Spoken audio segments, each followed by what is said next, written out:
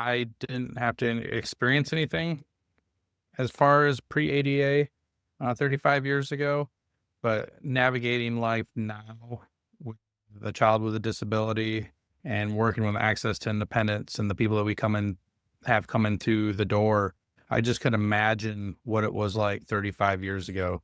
It's hard now, like, just how hard it was 35 years ago is just not fathomable for me because I don't know what it was like. And I'm glad and grateful for everything that we have in place today, but it definitely can be better and we're working it to make it better.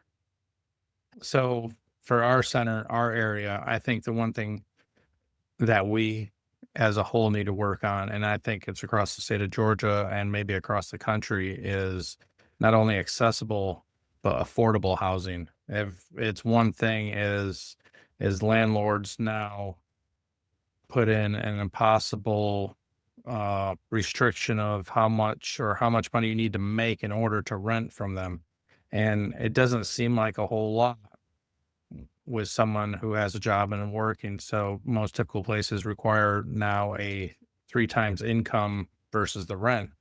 Well, that's all fine and dandy if you have a job and you can get out there and work. But if you're on someone who's on Medicaid, Medicare, or Social Security, and you're only drawing in $800 a month, that means you can only realistically find a place that is $250 a month. And I don't know who you are and what, but I don't think anyone wants to live in a place that is only $250 a month.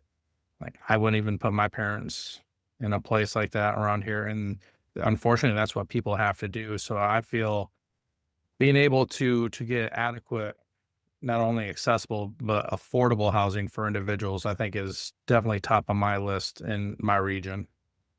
That's our number one obstacle is when we're doing our transitioning people out of the nursing home back into the community. We're expecting them not only to, like I said, they make only so much money, but now we expect them to take a third of that and put it towards housing and everything else. It doesn't leave them a whole lot left over each month to actually live.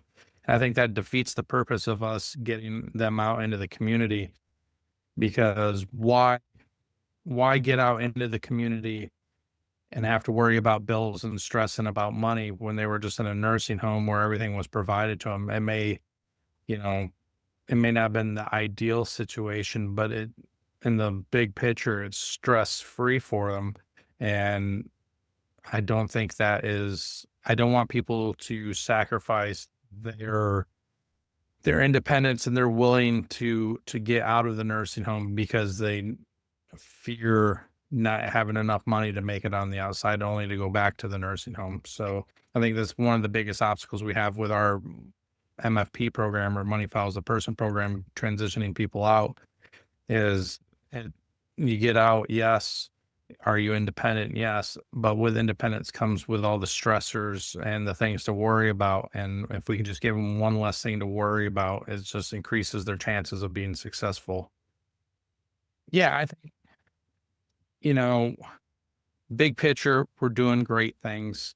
We're here to help the community. We want people to be aware of our services and everything that we do, and not only for those with disabilities, but the people without disabilities, because believe it or not, you may not have a disability now, but you will age into one way or another. So if you look out for centers for independent living now, you're looking out for your future. So don't forget about us and make sure that you can help out in any way you can to make sure we're around.